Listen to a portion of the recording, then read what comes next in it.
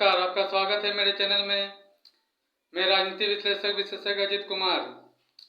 चीन विश्व का भौगोलिक दृष्टि से सबसे बड़ा देश है और वहाँ की जनसंख्या विश्व में सबसे ज़्यादा है। जब तिब्बत भारत का क्षेत्र था तब भी चीन भारत का पड़ोसी था, और जब तिब्बत चीन के अधिकार क्षेत्र में है तब भी चीन भारत का पड़ोसी है, और जब तिब्बत तब भी चीन हमारा पड़ोसी रहेगा। भारत का चीन के साथ कैसा रिश्ता होना चाहिए? भारत का चीन के साथ न पूर्ण रूप से दोस्ती होनी चाहिए, न पूर्ण रूप से दुश्मनी। चीन के साथ भारत का रिश्ता व्यवहारिक होना चाहिए। जैसा चीन हमारे साथ व्यवहार करे, हम उनके साथ वैसा ही व्यवहारिक रिश्ता उनके साथ रखें। चीन जिस करवट हमारे साथ बैठे, उन पर हावी होते हुए चीन पर वैसा ही करवट पे हम चीन के साथ बैठे हैं।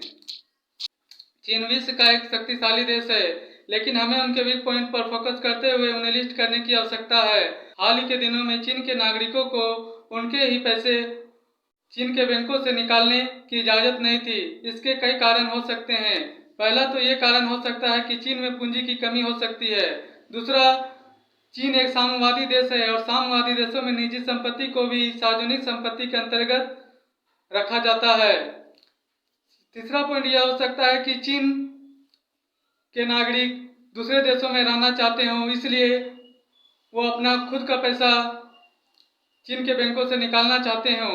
चौथा पॉइंट यह हो सकता है कहीं ना कहीं चीन की अर्थव्यवस्था में कोई तो समस्या चल रही है। अगर चीन की अर्थव्यवस्था की बात करें तो चीन की अर्थव्यवस्था अपने सबसे उत्तम स्तर पर है, जहां से चीन की अर्थव्यवस्था ग्रोथ करने के बजाय डाउन होगी।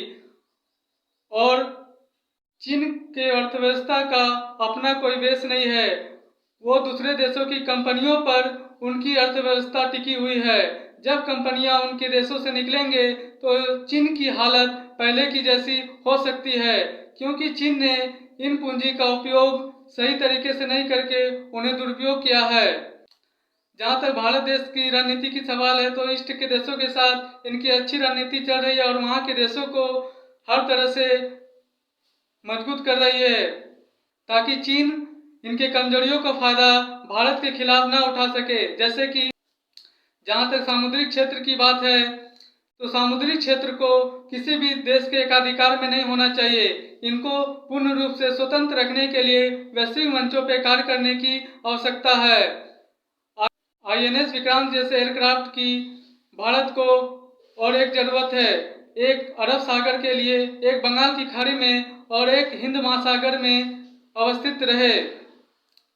हम कमर्शियल रूप से भी छोटे स्तर पर एयरक्राफ्ट का निर्माण कर सकते हैं और ईस्ट के छोटे देशों को निर्यात कर सकते हैं।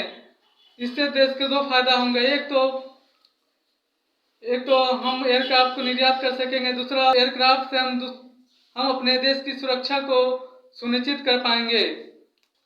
जब से चीन में साम्यवादी शासन व्यवस्था लागू हुई है तब से चीन के साथ भारत का रिश्ता अच्छे नहीं है, लेकिन चीन को इस पर संदेश दिया जाना चाहिए कि भारत अपने क्षेत्र को, चाहे वो अक्साई चीन हो चाहे पेंगोंग झील, वो अपने क्षेत्र में लेकर रहेंगे।